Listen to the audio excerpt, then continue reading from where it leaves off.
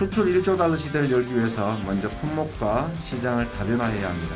메모리 반도체, 석유화학, 일반 기계와 같은 수출 주력 품목 외에 미래산업 품목, 그리고 농수산물까지 수출 품목의 다양화를 이뤄내겠습니다.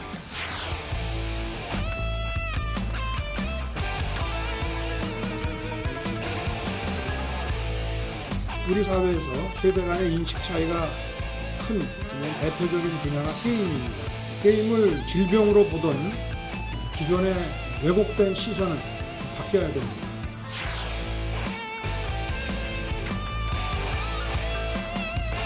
우리나라 가장 큰 폐해, 우리나라의 발전을 막고 있는 것이 기득권 양당이라고 생각합니다. 이제야말로 진영과 이념의 정치에서 벗어나서 과학과 실용의 정치로 나아가야 한다.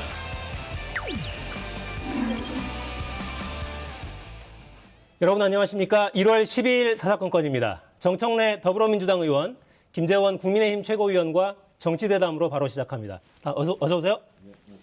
발음부터 씹히네요 오늘. 첫 질문 이걸로 한번 가볼까요? 2월 임시국회 추경 관련 이견으로 일단 의사일정 합의도 안 됐죠. 이게 사실 지켜보는 국민들은 속이 좀 타서 폭넓게 지원한다고는 하고 왜 이게 안 되는 겁니까? 그러니까 할 생각이 있긴 있는 건지 이거 물어보시는 분들이 있어요. 심지어 할 생각은 있느냐? 당연히 있죠. 그런데 이제 그 추가 경정 예산이라는 것이 그거잖아요. 우리가 이제 지난해 국회에서 올해 정부가 사용할 예산을 전부 확정을 해주고 이제 정부가 그 예산을 집행하는 거거든요. 그런데 새로 이 작년에 국회에서 처리한 예산에 변경을 가할 필요가 있다 할 때 추가 경정 예산안을 정부에서 편성을 해서 국회 심의를 거쳐서 확정해 달라고 요구하는 것인데 그럼 당연히 정부에서 추경 예산안을 편성해서 국회로 제출을 해야 돼요. 그럼 여야 간에 이제 그때부터 논의를 하는데 정부가 이 예산안 편성할 의지가 없어요, 전혀. 그러니까 추경안을 뭐 여당 대통령 후보가 추경을 해서 지원을 더하자 이렇게 하려면 먼저 정부 측에 추경을 편성해 달라. 얼마까지 추경을 편성해서 국회로 보내달라라고 이야기해야 되는데 자꾸 야당 보고 우리가 추경하자 이러는 거예요. 이거는 정말 잘못된 거죠. 이게 아마 이재명 후보는 대통령을 설득할 자신도 없고 자기가 또 이야기하는 것을 정부가 반대하기 때문에 정부 측도 설득할 자신이 없으니까 그냥 물귀신 작전으로 야당 보고 자꾸 이야기하는 것 아닌가. 뭐 그 수준이라고 봐요. 그러니까 순서가 잘못됐다. 그 주장은 이제 여러 차례 해왔으니까 알겠고. 근데 정말 생각이 있다면 야당도 정부를 좀 설득하거나 추궁하거나 이런 모습도 좀 보여야 되는 거 아닙니까? 그건 말이에요. 지금은 이제 정부와 한 몸이 되어 있는 이재명 후보가 먼저 해결을 좀 해줘야죠. 만약에 우리 후보가 정부에 대해서 추경을 편성해라고 요구하면 이재명 후보가 이야기도 안 하는 사람들이 우리 후보에게 해주겠습니까? 그럼 뭐 불문가지라는 거죠. 그러니까 이재명 후보는 좀 진실했으면 좋겠어요. 속임수 너무 쓰지 말고. 속임수다. 순서가 잘못됐다. 국회는 원래 야당 운동장이거든요. 그래서 국회 개원을 여당이 안 하려고 하더라도 자꾸 국회를 열자 이렇게 주장하는 것이 통상 지금까지 야당의 모습이었어요. 근데 어떤 정치 선배가 그러더라고요. 지금 야당은 싸울 줄 모른다. 그런 생각을 얘기하더라고요. 그래서 여당 할 생각이 없나 봐요. 지금 야당은. 그래서 아니 어제 본회의가 끝났어요. 그리고 12월 국회가 끝났거든요. 그러면 여당이 국회 열지 말자 이러면 야당이 나서서 그게 무슨 소리냐. 국회를 열어놓고 논의하자 이렇게 얘기해야 되는데 설령 할 일이 없어도 보통 통상 이렇게 야당이 주장을 합니다. 근데 저희가 2월 임시국회를 곧바로 열자. 그런데 안 열겠다는 거예요. 그러면서 지금 김재원 최고가 한 말처럼 저 말만 지금 반복하고 있거든요. 그러면 여당이 왜 추경 편성을 이렇게 안 하냐, 왜 이렇게 게으르냐, 늦추냐, 이재명 후보 뭐 하고 있느냐, 국회에서 따져야 언론 플레이도 되고 좋을 텐데 당연히 저는 야당이 국회를 마치면 곧바로 또 2월 임시국회 열자 이렇게 주장할 줄 알았어요. 근데 그걸 주장을 안 한단 말이죠. 그래서 저희는 최소 국민들에게 100만 원씩 재난지원금을 줄 수 있도록 최소 30조 추경을 하자 안까지 냈어요. 김재원 최고 말대로 정부에서 좀 미적거리면 질타를 하고 빨리 제출해라 이렇게 얘기를 하고 임시국회에서 뭐 대정부 질문도 하자, 상임위도 하자 이렇게 주장해야 되는데 참 이상한 야당입니다. 그러니까 그 주장도 또 알겠어요. 네. 근데 이게 180석 가까이 되는 의석을 가지고 정부를 좀 강도 높게 설득해서 어떻게든 안을 만들어야 할 책임이 또 있는 거 아닙니까? 그래서 저희가 그걸 계속 하고 있고 그리고 계속 주장하고 있고 그리고 국회라는 것은 국회가 열렸을 때 더 힘이 더 나는 거 아니겠습니까? 그래서 저희 야당에서 끝내 임시국회를 열 것을 반대하면 저희가 단독이라도 소집할 생각입니다. 처리 시한은 14일 정도로 생각하면 됩니까, 그럼? 빠르면 빠를수록 좋습니다. 알겠습니다. 하겠다고 하면 어떡하죠? 그럼 여당이 뭐 당연히 우리야 협조할 지금 자세가 다 되어 있잖아요. 요구를 하는데 지금 저렇게 말은 하지만 한번 조금만 시간표를 돌이켜 보면요. 지난해 뭐라고까지 했나 하면요. 뭐 40조가 지금 돈이 남아서 곳간이 썩어가네. 그리고 정부에 이렇게 돈이 많이 남아 있는데 숨겼다. 그래서 국정조사를 하겠다. 이렇게까지 정부를 추궁하고 나섰던 분들이거든요. 근데 지금 끽소리 못하고 가만히 있어요. 눈치만 보잖아요. 도대체 여당이 왜 여당인지를 모르겠고 정부에서 무슨 약점이 잡혔는지 아니면 정부 측 눈치를 그렇게 봐야 되는지 저 정청래 의원님 같이 말씀 잘하시는 분이 지금 야당 보고 눈을 부라리지 정부에 끽소리도 못하고 있잖아요. 아니, 야당의 눈을 부라린 적 없고요. 예를 들면 작년에 우리 논쟁할 때 이런 얘기 있었을 거예요. 저희 정부 여당이지만 기재부에 대해서는 저희가 불만이 많고 비판을 많이 하고 있는 입장인데요. 초과세수에 대해서 기재부에서 19조 안팎 뭐 이렇게 얘기했거든요. 저희는 30조 이상일 거다. 근데 지금 거의 한 60조 이상 초과 이익이 발생한 거 아니겠습니까? 그러면 그걸 가지고 국민들에게 재난지원금 나눠주면 아무런 부담이 없어요. 근데 이제 기재부 독특하게 좀 버티고 있는 게 있거든요. 고가는 우리가 지킨다. 고가 열쇠는 우리가 가지고 있다. 그건 국민들이 맡긴 거지 본인 소유가 아니지 않습니까? 그래서 이재명 후보가 기재부를 많이 비판을 했었습니다. 그래서 지금은 초과세수가 거친 거기 때문에 제가 봤을 때는 여당이 진짜 의지가 있다면 같이 임시국회 열어서 하루빨리 추경을 통과시키자 하면은 저는 버티는 기재부도 저는 못 버틸 거라고 봅니다. 알겠습니다. 이야기는 길게 해도 답답하네요. 네, 넘어가겠습니다.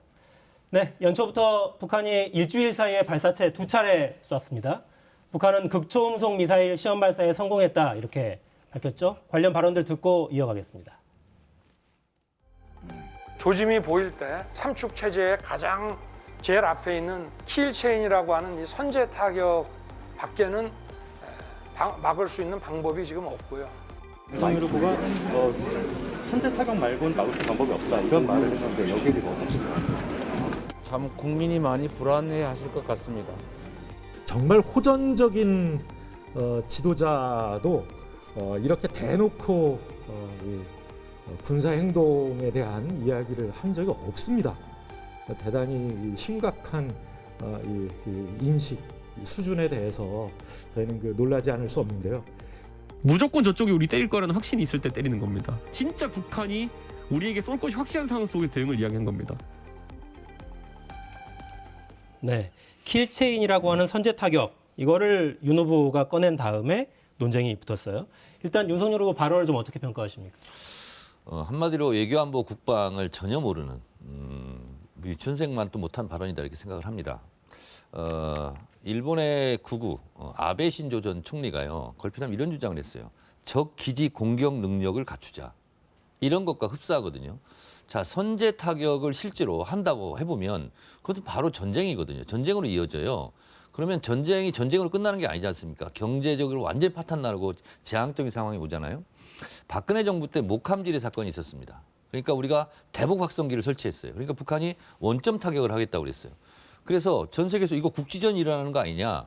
긴장 상태가 최고조에 이르렀을 때 하루에 우리나라에서 빠져나간 주식이 30조가 넘습니다. 그러니까 전쟁이 일어나면 재앙적 상황이지만 전쟁이 일어날 가능성조차 있으면 바로 그냥 주식은 다 폭락하는 거거든요. 국부가 유출되는 거죠. 이런 것을 전혀 고려치 않은 거다. 이런 생각이 들고 정말 어리석은 발언이다 생각하고요. 국민의힘 쪽에서 걸핏하면 선제 타격론 이제 이번에 얘기했고 핵무장론 얘기예요. 북한이 핵을 갖지 우리가 핵을 갖자. 일명 멋있어 보일 수도 있어요. 그런데 한미 원자력 협정상 우리는 핵을 가질 수가 없습니다. 우리가 실험실에서 조그만 실험조차 하자 실험조차도 미국이 다 감시를 하고 있습니다. 그럼 우리가 그렇게 하면 경제 보복을 또 당해요. 유엔 제재, 미국의 제재 그런 것도 그냥 감수하자는 얘기인지 외교는 최종 목표가 국익 추구입니다. 그래서 경제와 직결돼 있고요. 그리고 경제라는 것은 어떤 미래 예측 가능성에 따라서 주가가 출렁이지 않습니까? 윤석열 후보의 저 발언 하나로 엄청나게 주가도 위험한 상태에 빠질 뿐만 아니라 저렇게 되면 이게 우리와 북한만의 관계가 아니고 어쨌든 미국과 한미일 공조를 또 해야 되지 않습니까? 이런 부분에서 상당한 타격이 되고요. 그냥 대선 후보가 저렇게 발언하면은 상당히 무책임한 거죠. 뭐 정청래 의원 말씀은 뭐 별로 제가 평가하지 않겠지만 저 윤호중 원내대표하고 그다음에 이재명 후보 저분들이 과연 대한민국의 대통령 후보 또는 여당의 원내대표인지 아니면 조선민주주의 인민공화국의 대표가 되려는 분인지 잘 모르겠어요. 북한이 지금 초음속, 극초음속 미사일 쏘고 있잖아요. 우리나라에서 지금 방할 길이 없다는 거예요. 쉽게 말해서 사드 체제든 또는 패트리어트든 이런 킬체인으로 지금 대항이 불가능해졌다. 그러므로 만약에 저 사람들이 지금은 이른바 미확인 발사체라는 이름으로 실험을 했잖아요. 근데 우리 쪽으로 타격을 할 것 같으면 우리가 먼저 선제 공격하는 방법밖에 실제로 남아있지 않는 거예요. 그런데 지금 대통령 후보가 될 분, 대통령 후보인 분, 여당 원내대표, 심지어 이 자리에 계신 정청래 의원님 같이 그러면 어떡하자는 겁니까? 그냥 쏘면 맞자는 건가요? 쏘면 맞으실래요? 아니 그걸 방어하자고 야당의 대통령 후보가 방어하는 길은 선제 타격밖에 없다. 이거 우리도 강구해야 된다. 이 이야기잖아요. 만약에 저 북한에서 저걸 뭐 장난감으로 지금 실험합니까? 언젠가는 쏠 수도 있다는 거. 우리 대한민국의 서울을 불바다로 만들고 대한민국 국민들을 목숨을 노리고 대한민국의 자신들의 요구가 받아들여지지 않을 때는 무력 행사를 하기 위해서 실험도 하고 갖추는 거 아니에요. 그 많은 돈을 들여서. 그러면 그 사람들이 만약에 남북관계가 극도로 나빠졌어요. 정말 어떻게 해서 전쟁을 할 가능성도 있어졌다. 고조되었다. 어떻게 보면 오늘 저녁이라도 당장 도발을 한다. 우리는 어떻게 막을 거냐. 선제 공격하자라고 할 수도 있다는 이야기예요.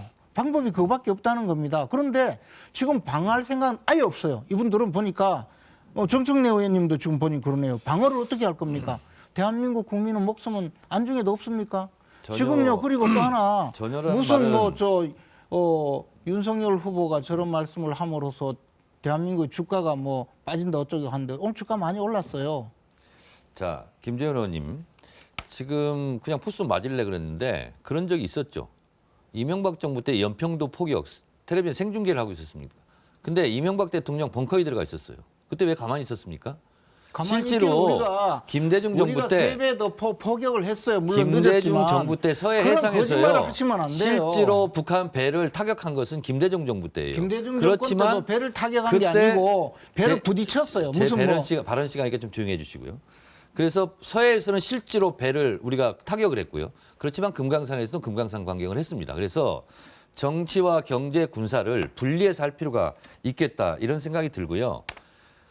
평화를 원합니까? 전쟁을 원합니까? 얼마 전에는 멸국놀이를 하더니 이 전쟁을 해가지고 그럼 멸국으로 가자는 겁니까? 평화를 위한 길은 따로 없어요. 평화가 곧 길이거든요. 평화로 전쟁을 막을 수는 있어도 전쟁으로 평화를 살 수는 없습니다. 그래서 윤석열 후보의 저 호전적인 것은 본인의 지식인지도 모르겠어요. 홍준표 의원과 그때 경선 때 뭐 작게 5010 뭐 이런 것도 잘 모르던데 그냥 써져서 원고로 읽은 것 같은데 저것이 얼마나 무모한 발언인지 김재현 의원도 속으로는 다 알고 있으면서 방어하시느라고 참 힘들겠어요. 멸공이라고 한다고 공산당 안 없어지니까 걱정 마세요. 공산당 없어질까 봐 그래 겁나세요. 저는 대한민국의 적어도 정치인이면 가장 중요한 것이 국민의 안전이에요. 우리 국민의 생명과 재산, 안전을 어떻게 지킬 건가 이런 생각을 해야 되는데 그냥 북한 이야기만 나오면요. 부르르 떨면서 벌떼처럼 달려들어서 왜 북한을 공격하려고 하느냐, 왜 북한을 욕하느냐, 북한하고 이렇게 나쁘게 지내면 평화가 깨지고 그러면 우리가 뭐 잘못된다. 아니 평화를 깨는 게 우리 대한민국입니까? 북한입니까? 그런 생각 좀 하세요. 북한 이야기 나오면요. 정말 무슨 부모한테 욕한 사람보다도 더 심하게 달려들고 왜 그러시는지 모르겠어요. 대한민국이 전 세계 국방력 6위고요. 그리고 김대중, 노무현, 문재인 정부 때 국방비가 가장 많이 높이 올라갔고요. 가장 안보를 튼튼히 한 정권이 민주정부라는 것을 알아주시고요. 말만 하면 누가 못합니까? 실제로는 평화와 그리고 전쟁 억지, 안보를 튼튼히 하고 그렇지만 평화적인 대화 노력을 하고 이것이 국익에 맞는 거죠. 그냥 말풍선 막 때린다고 말풍선 때린다고 해결됩니까? 대통령 보고 삶은 소대가리가 하늘 보고 웃고 있다고 그래서 끽 소리도 못하고 무슨 뭐 머저리 소리나 듣고 그리고 우리 돈으로 지어준 남북연락사무소 그 건물 폭파하는데도 뻔히 쳐다보고 항의 한번 못하고 그게 무슨 평화입니까? 굴종이죠. 아니, 이명박 때 연평도 포격하고 있는데 뭐 하고 있었어요? 300 포격 있어요. 300 포격. 알겠습니다. 이 정도 하겠습니다. 네, 양측의 주장은 충분히 전달이 된 것 같아요. 자, 새해 들어서 정책 대결 본격화됩니다. 이재명 민주당 대선 후보는 신경제 후속 정책으로 오늘은 산업 대전환 공약을 내놓았습니다. 영상 보겠습니다.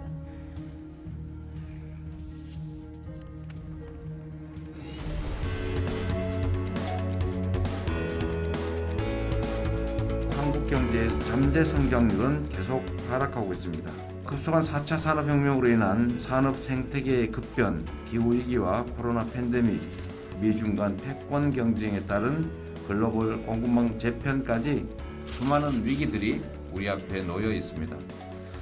우리는 담대한 변화로 직면한 위기를 도약의 기회로 전환해야 합니다. 저 이재명이 대전환의 위기를 당당하게 극복하는 것을 넘어서서 국민 대도약의 시대를 새로 열어내겠습니다. 수출 1조 달러 시대를 열고 종합국력 세계 5위, 이른바 G5를 목표로 국민소득 5만 달러를 향해서 나아가겠습니다.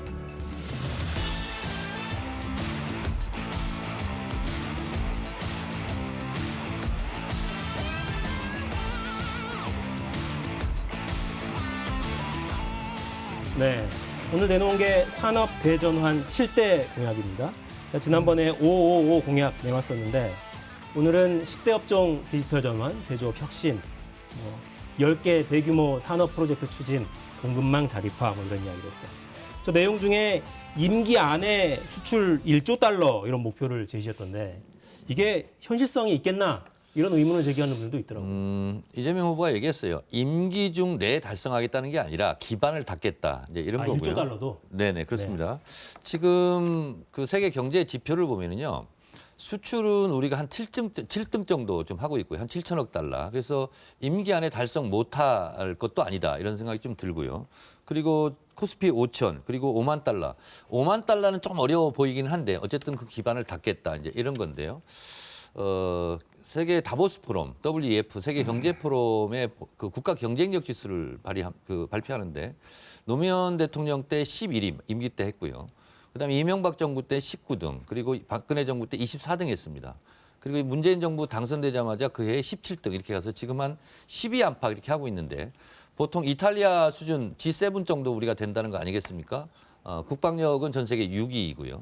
그래서 수출도 이제 일본을 올해면 앞지를 것 같습니다. 그런 면에서 봤을 때 G7 정도가 우리가 지금 세계 국가 경쟁력 지수가 될 것 같은데 이재명 정부 5년 동안 그거를 5등 안에 들겠다. 탑5 안에. 그래서 이것은 현실 불가능한 목표는 아니다. 근데 이제 후보가 너무 겸손하다 보니까 내 임기 때 다 하겠다. 이게 아니고 임기 때 안 될 수도 있지만 그런 목표를 가지고 기반을 충분히 닫겠다 하는데 제가 봤을 때는 코스피 5천이라든가 1조 달러 이런 부분은 어느 정도 실현 가능성이 있다. 이런 생각이 드는데 국민소득 5만 달러 이거는 어떻게 될지는 모르겠다. 이런 생각이 드는데 어쨌든 국민들에게 대선 후보로서 비전을 제시하고 이런 목표를 가지고 우리 한번 같이 힘을 합쳐서 해보자 하는 것은 굉장히 긍정적인 희망 메시지라고 생각합니다. 근데 이제 이재명 후보가 지금까지 보여준 것이 경제인들 발목 잡는 이야기만 계속했었잖아요. 뭐 국토 보유세를 때려서 전 국민에게 기본소득을 나눠주겠다. 뭐 계속 그랬잖아요. 그리고 한 번도 제가 보기에 그 산업 성장을 위해서 어떤 안을 내놓지도 않은 분이 그리고 지금까지 뭐 경제인들에 대해서 한 번이라도 도움 주는 어떤 생각을 해봤나요? 경제 발목 잡는 이야기만 쭉 했었는데 갑자기 저렇게 뭐 선거판이 되니까 마치 뭐 경제를 도와줄 듯이 저런 이야기를 하시는데 이재명 후보는 그냥 정말 그 공약을 하시려면 내가 대통령이 되면 경제인들 괴롭히지 않겠다. 사업하는 분들 우대하겠다. 그 이야기만 하시는 게 좋지 않을까 싶어요. 나머지는 다 저 지금 제가 봐서 본인이 무슨 이야기인지도 잘 모르고 그냥 그 번지르르하게 이야기하는 거지. 아니 자기가 어떻게 하겠다는 겁니까? 무슨 저 이재명 후보가 무슨 재주가 있어서 디지털 전환을 하겠다는 거예요. 탄소 중립화요? 그거요. 탄소 중립하려면요. 그 가장 중요한 게 탈원전 정책을 좀 빨리 중단을 해야 돼요. 탈원전 정책 때문에 화력 발전을 더 가동하고 있잖아요. 저는 뭐든지 그 어떤 공약을 내놓을 때 지금까지 해오던 그분의 그 정책적인 위치 또 지금까지 해오던 정치적 주장과 함께 결부시켜 봐야 된다고 생각하는데 이재명 후보님은 도저히 그 산업 정책과는 관련이 없는 분이에요. 맨날 뭐 그 기본소득, 기본주택 또 그 무상복지 뭐 이런 것만 쭉 했었잖아요. 표대는 거. 근데 지금 와서 뭐 무슨 갑자기 이런 이야기를 합니까? 도지사 때 많이 했고요. 그리고 탈루 있잖아요. 자본했고요. 그래서 쓸데없는데 뭐 12월만 되면 보도블록 뭐 다시 갈아엎고 하는 돈 여러 가지 예산 절감을 해서 실제로 경기도에서 많이 했고요. 그리고 디지털 대전환을 통해서 실제로 경기도에 실험을 많이 했었고요. 김재원 의원님 최고위원 얘기하는 거 보면 뭐 이재명 후보에 대해서 저렇게 말씀하시는 게 저희에게는 득표에는 도움이 많이 될 것 같습니다. 무조건 묻지마 반대. 발목 잡아서 제가 지금 발목이 시큰시큰해요 지금. 자, 알겠습니다. 발목 건강을 위해서. 뭐 발목 잡을 일이 뭐 있습니까? 이재명 후보님이 기업인들 발목 잡지 말라고 제가 말씀드렸는데 오늘 기업인들하고 또 대화하는 거 보니까 잘 하시던데요. 뭐 좋아하시고. 모두의 발목 건강을 위해서 넘어가겠습니다. 자, 야당 이야기하죠. 윤석열 후보는 오늘 게임 관련 공약을 내놨습니다. 영상 보겠습니다.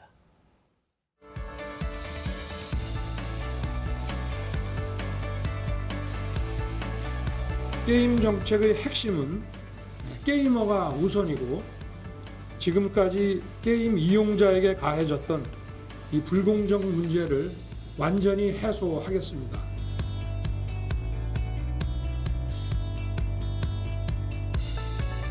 이런 조작, 사기를 일삼지 못하도록 확률형 아이템을 그 확률을 투명하게 공개하고 실제로 정확히 공개되었는지 그 일반 국민들이 감시할 수 있게 일정 규모 이상의 게임 회사에는 감시 기구를 의무화한다. 이게 이제 핵심적인 내용.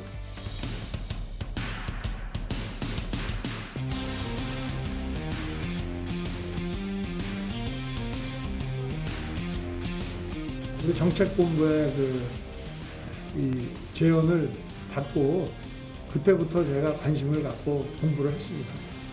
평소에는 제가 별로 제 연령대도 그렇고 관심을 많이 갖지 못했습니다. 네, 영상이 나가는 동안 게임은 해봤을까 이야기했더니 갤러그는 해보지 않았을까라는 이야기가 스튜디오에서는 오갔습니다. 일단 이준석 대표가 제시한 그 연습 문제가 젠더 게임 투기를 만드는 걸 제시했다고 알려져 있는데 보면 명칭에서 젠더는 빠져 있어요? 이대로 그냥 가는 건가요? 아니 이제 젠더 문제는 함부로 그 선거의 주제로 삼기에는 굉장히 부담스러운 내용이고요. 하태경 의원은 원래 게임 분야에 많은 연구를 해온 분이니까 게임 산업 내지 게이머들의 주된 관심사 또 공정한 게임 환경 그것을 만드는 일에 더 나서는 것이 맞다고 보죠. 알겠습니다. e스포츠 위원장이시잖아요. 게임 네. 관련 공약을 평가를 하신다면. 네, 지금 이제 숟가락 얹기를 하고 있는 것 같은데요. 윤석열 후보는 아는 만큼 얘기하는 게 좋겠어요. 얘기하다가 막히니까 또 하태경 의원이 나와서 좀 얘기하고 그러던데 하태경 의원도 뭐 게임 업계에서 그렇게 각광받는 사람은 아닙니다. 제가 설명을 드리겠습니다. 지금 혼동해서 얘기하시는데요. 게이머와 e스포츠와 게임 산업은 다른 개념입니다. 이걸 혼동해서 얘기를 하고 계세요. 모르니까요. 예를 들면 게이머 같은 경우 프로게이머들 예를 들면 이병 전야에 있어요. 이분들이 제일 원하는 것이 국정감사 때 전수조사를 했습니다. 프로게이머들한테 100여 개의 게임단이 있거든요. e스포츠 상무팀을 만들어달라. 군대에서도 계속 군대에서 할 수 있게. 게임할 수 있도록 그거고요. 그리고 e스포츠는 뭐냐면 축구로 제가 설명드리겠습니다. 갑자기 올림픽 축구 국가대표팀, 월드컵 팀이 갑자기 나오는 게 아니죠. 유소년 축구팀이 있어야 되잖아요. 그런 것처럼 학원 e스포츠를 활성화시켜야 된다. 그리고 조기 축구회처럼 지역 e스포츠를 활성화시켜야 된다. 이런 게 이제 과제인데 지금 모르시니까 이런 핵심적인 얘기는 지금 못하고 계시는 거고요. 그다음에 e스포츠가 대한체육회 정식 체육 종목이 됐습니다. 그러려면 경기도체육회, 서울체육회가 e스포츠 협회에 가입해야 되는데 17개 광역에서 8개가 되면 안 돼요. 9개부터 과반이 되거든요. 지금 10개, 11개가 되고 있습니다. 제가 노력했습니다. 그래서 대한체육회 정식 e스포츠가 정식 체육 종목이 됐고요. 2017년 스위스 로잔에서 IOC 총회에서 e스포츠는 정식 체육 종목이다라고 선언하고 이제 그렇게 되면 우리도 체육 종목이 됐기 때문에 국가대표 선발을 해야 됩니다. 국가대표 선발을 어떻게 할 거냐, 관리를 어떻게 할 거냐, 이런 문제가 또 있는 거고요. 그리고 내년도 항저우, 올해죠 이제 2022년 항저우 올림픽에 6개 종목이 메달 종목이 되겠습니다. e스포츠가. 그러면 과제는 뭐냐? 우리 게임이 그 종목이 될 수 있도록 하는 과제가 또 있는 건데요. 그것도 모르시는 것 같아요. 그리고 국군 e스포츠, 국군 상무팀 만드는 거고요. 그다음에 게임 산업과 e스포츠가 어떤 미묘한 관계인지 전문적인 영역인데 A사에서 게임을 출시했어요. 그러면 e스포츠에서 그 게임 경기를 할 수 있어야 되잖아요. 근데 게임사가 허락을 해야 돼요. 그런 문제가 있는 거예요. 그래서 이런 문제가 풀리지 않는 숙제거든요. 그래서 제게 봤을 때 한 8가지 지금 과제가 있어요. 근데 이런 것을 일반 의원들도 잘 모릅니다. 그런데 오늘 게임 무슨 공약을 발표한다고 해서 이런 것까지 다 발표할 줄 알았는데 그냥 확률형 아이템 게임, 지금 제일 문제가 되니까 이게 일종의 이제 승부 조작인데요. 이걸 공개를 의무화하겠다. 그리고 뭐 사이버 사기 범죄를 뭐 엄단하겠다. 이제 이런 얘기만 하고 있는데 수박 걸타기 시기고요. 그리고 제가 봤을 때는 김대중 대통령 때 문화정책에 대해서 지원을 할 때 간섭하지 않는다고 그랬는데 저런 식으로 막 간섭하기 시작하고 그러면요. 오히려 표가 날아갑니다. 알겠습니다. 그러니까 설명을 들으면서도 이 이슈가 대선 후보가 직접 공약으로 발표할 만큼 이렇게 중차대한가? 사실 이건 저는 잘 모르겠네요. 그래서 이제 지금 우리 정청래 의원님 말씀하신 것은 게임 업계, 그러니까 이제 그 게임 산업이 아니고 게임 프로게이머들의 그 업계의 문제를 말씀하신 것인데 그런 것은 이제 또 정부 정책으로 추진하고 또 앞으로도 과제로서 삼아야 될 일이고 지금 대통령 후보로서는 게임 산업 전반을 육성하고 또 프로게이머들의 게임 공정성을 확보해주고 그럼으로써 이제 이 게임 산업 자체도 그 성장할 수 있도록 발판을 마련해준다. 그런 이야기죠. 저 얘기는요. 진짜 모르시고 하시는 말씀인데 제가 17대 국회 문화관광위원 하면서 e스포츠를 대한체육회 정식 체육 종목으로 채택이 된다. 16, 17년 전부터 제가 주장을 했고 이번에 이제 받아들인 건데요.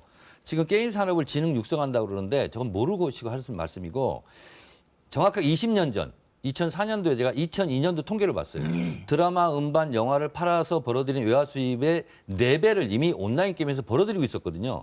근데 그게 이명박 박근혜 정부 때 게임은 중독이다. 그래서 굉장히 규제를 해가지고 게임 산업이 상당히 망가졌습니다. 그걸 복원시키는 게 굉장히 중요하고요. 많이 활성화돼 있었어요. 지금 와서 뭐 진흥한다, 육성한다 그러는데 그건 진짜 모르고 하는 얘기입니다. 아니 뭐 그렇게 많이 하시는 정청래 의원님은 왜 민주당 대통령 후보도 안 되시고 여기 계세요? 지금 그래서 이재명 후보가 이 부분에 대해서 굉장히 해박합니다. 그리고 경기도지사 할 때 e스포츠 경기장을 만들겠다 이렇게 공약됐고 실제로 또 제가 e스포츠 모임 하지 않습니까? 거기 와서 e스포츠 국군 상무팀을 만들겠다 이미 공약을 다 하고 있어요. 알겠습니다. 이게 이제 20대 표심을 좀 겨냥한 거 아니냐 이런 분석들도 있고 하던데 최근에 지지도 조사 나온 걸 좀 볼까요? 자, 한동안 계속 출렁거리다 많이 빠졌던 윤석열 후보가 오차범위 내긴 하지만 지금 다시 올라와 있고요. 이거를 연령별로 좀 쪼개서 보면 20, 30대, 20대에서 좀 많이 올라와 있거든요. 20대에서 한 41%까지 올라와 있습니다. 일단 특히 이준석 대표는 이거 이제 올라섰다라고 자신감을 좀 보이던데 기세를 유지해 가려면 어떤 거를 좀 더 해야 된다고 보십니까? 근데 이제 지금 그 우리 연령별 세대별로 보면 젊은 세대일수록 아주 민감해요. 어떤 이슈에 대해서. 그렇기 때문에 우리 윤석열 후보 측에서 이제 사실 그동안에 뭐 우리 당의 대통령 후보로 당선되고 근 2달 동안 뭐 당내 그 뭐 분란, 내부 총질 또 뭐 적전 분열 이런 말로 대표가 되는 여러 가지 그 내후 외환 그리고 민주당의 악성 그 정치 공작, 흑색 선전 이런 데 또 많이 휘둘려서 자신의 본 모습을 제대로 보여주지 못했거든요.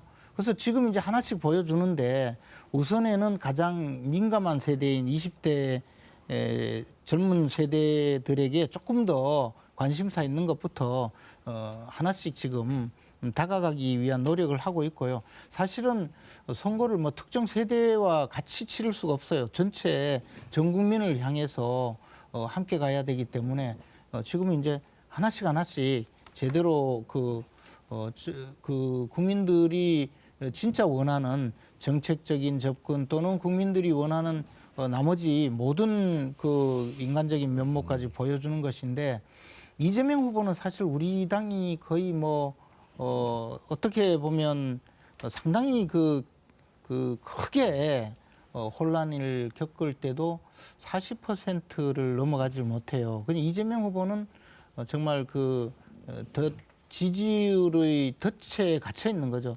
그러니까 국민들이 보기에는 이재명 후보는 절대 대통령이 되면 안 된다고 생각하는 분이 전 국민의 60%가 넘는 거죠. 그러니까 뭐 앞으로 이제 윤석열 후보는 조금만 더 지금까지 혼란을 극복하고 조금 더 국민들에게 다가가면 지지율은 충분히 더 오르리라고 생각합니다. 이재명 후보가요 20%대 지지율 20%대도 언론에서는 20% 박스권에 갇혔다 이렇게 얘기했고요. 30%대도 30% 박스권에 갇혔다 이렇게 얘기를 하고요. 40% 박스권을 못 넘을 거다 또 이렇게도 얘기하고 이렇게 하는데 앞으로 두고 보시자고요. 2030 지금 우리가 얘기를 하고 있었는데 2030들에 대해서 저도 이제 50대인데 후반인데요. 예를 들면 주식이나 게임이라든가 코인이라든가 아니면 유튜버라든가 이런 게 굉장히 관심이 많습니다. 특히 이제 우리가 게임을 아까 좀 얘기했는데요. 게임은 프로게이머가 되려고 하는 사람들이 실제로 많습니다. 저희 아들도 그랬었고요. 근데 프로게이머가 된다는 것은 축구 국가대표가 되는 거기 때문에 굉장히 훈련이 많이 필요하죠. 그렇지만 저변 확대를 위해서 이렇게 해야 되는데 e스포츠 게임 산업 이런 것이 그냥 게임 중독 이것이 아니고요. 그 윤석열 후보도 지난번에 뭐 곤혹을 치르고 게임 중독 얘기했다가 그게 아니고 이게 미래 성장 동력이거든요. 그리고 문화 콘텐츠 산업 중에서 이게 킬러 콘텐츠예요. 게임 산업이. 근데 지금까지 여기에 대한 몰이해가 있어가지고 국회에서도 그렇고요. 정부에서도 그렇고 사실 정책적 뒷받침을 못 했거든요. 그리고 제가 17대 때 뭐 프로게이머, 스타크래프트, 뭐 임영환, 테란의 황제 이런 거 얘기했을 때 사람들이 왜 국회의원이 게임 얘기하냐고 저한테 손가락질 했었어요. 그래서 저도 지금 그때부터 스타크래프트 한 판씩 연습 게임으로 지금도 하고 있거든요. 근데 이제 스타크래프트는 이제 4050의 이제 추억의 게임이 됐거든요. 제가 대학 다닐 때 하던 그렇죠. 게임인데. 2030은 지금 이제 놀 게임 이런 걸 좀 하고 있거든요. 그래서 정치권에서 섣부르게 이걸 얘기하다가는 2030들한테 큰 코 다칩니다. 네, 오늘 저녁에 윤석열 후보가 리그 오브 레전드 경기장에 간다는데 처음 보지 않을까 이런 생각도 해봅니다.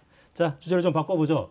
송영길 대표가 이런 발언했다가 당내에서도 비판이 좀 많아요. 이재명 후보가 문재인 정부에서 탄압받던 사람이다. 기소돼서 죽을 뻔했다 이런 발언이 있었고 당내에서 비판이 나옵니다. 이 발언은 어떻게 이해를 해야 됩니까?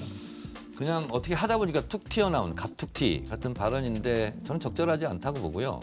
이재명 경기도지사와 문재인 대통령 협력 관계에 있었고요. 그리고 어쨌든 지방자치, 분권 이런 데에서 협력을 했고 같은 방향이었는데 다만 이제 이재명 당시 지사가 뭐 대법원까지 가는 이런 뭐 사법적인 어려움이 좀 있지 않았습니까? 근데 그게 문재인 정부에서 탄압받은 거라는 것은 문재인은 행정부고 사법부지 않습니까? 행정부에서 사법부를 뭐 지시하거나 간섭해서 고생을 시킨 게 아니잖아요. 그래서 그 발언만 놓고 본다면 적절하지 않은 발언이었다 이렇게 생각합니다. 네, 바로 다음 걸로 넘어갈게요. 오늘 김기현 국민의힘 원내대표는 이런 발언까지 했어요. 간접살인에 대한 책임을 지고 이재명 후보는 후보직을 사퇴해야 한다라는 발언까지 했고 의문사 진상규명위원회를 구성해서 직접 대표를 맡겠다고 했고요. 사안은 이겁니다. 변호사비 대납 의혹 제기했던 제보자 이모 씨 사망한 걸 놓고 이런 발언을 내놓았고 이런 반응들도 나오죠. 안타까운 일이 자꾸 일어난다. 오싹하고 섬뜩하다 이런 반응까지 나오고요. 어떻게 보십니까 지금 상황? 근데 이제 저도 그래서 최근에 집 앞에 CCTV를 달았어요. 아파트 문 앞에. 저도 이제 이재명 후보를 좀 공격을 많이 했거든요. 지금 이재명 후보와 관련된 것을 많이 아는 분들이 어쨌든 한 분, 두 분, 지금 세 분째 그 유명을 달리하셨는데 처음에 한 분 정도는 그럴 수 있다. 두 분일 때는 좀 의아했는데 이제는 정말 소름이 오싹 끼쳐요. 전 국민이 이렇게 참 희생되어 가는데 이게 다 이재명 후보와 관련된 분이거든요. 더군다나 이재명 후보에게 반기를 들거나 이재명 후보와 관련된 일을 가장 잘 아는 분. 대장동 사건에서요. 성남시장 밑에 있던 두 번째가 유동규예요. 그리고 세 번째가 유한기, 네 번째가 김문기였는데 마지막 두 분 실무자들은 돌아가셨고 유동규 씨는 구속이 되었잖아요. 근데도 그때 구속될 무렵에 체포될 무렵에 이재명 후보자의 최측근 정진상 씨와 김용 씨가 엄청나게 통화를 많이 해요. 그리고 그거 안 들키려고 저 다른 나라 어플리케이션으로 통화를 해서 국내 전화 기록에는 없었거든요. 언제까지 이렇게 많은 사람이 돌아가셔야 되는지. 근데 이재명 후보는 아마 물어보면 똑같이 할 거예요. 나 그 사람하고 관계없다. 그러나 정말 저는 정말 겁나요. 이제 제가 보기에 지금 남아 있는 분 중에 정영학 회계사 이분도 빨리 경찰이 이제 신변 보호를 해야 되고 김부선 영화배우도 신변 보호를 해야 되고요. 대장동 사건과 관련해서 검찰에 조사를 받았던 많은 분들 전부 신변 보호를 해야 된다고 생각합니다. 네. 김재원 최고가 지금요 관련된 분이라고 했는데요. 이재명 지사하고는 아무 관계가 없는 사람이고요. 그리고 이분이 공격했던 분이잖아요. 이재명 지사를 뭐 관련되고 친분이 있으면 공격을 하겠습니까? 그래서 저렇게 말씀하시는 부분은 잘못된 것 같고요. 지금 음습한 굉장히 음모론적 얘기를 하시는데 책임 있는 최고위원으로서 저렇게 하시면 안 된다고 보고. 이게 이제 파이낸셜 뉴스에서 나온 거거든요. 기사가 나온 건데 여기 보면 이재명 변호사비 20억 지어낸 말 이게 검찰이 진술했다고 나왔고요. 이게 지금 수사 중이거든요.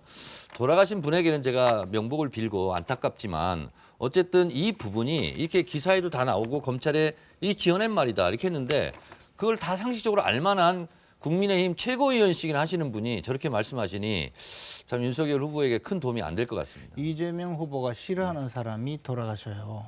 그리고 이재명 후보의 진실을 아는 분, 진실을 알 것 같은 분들이 자꾸 돌아가신다 이 말이에요.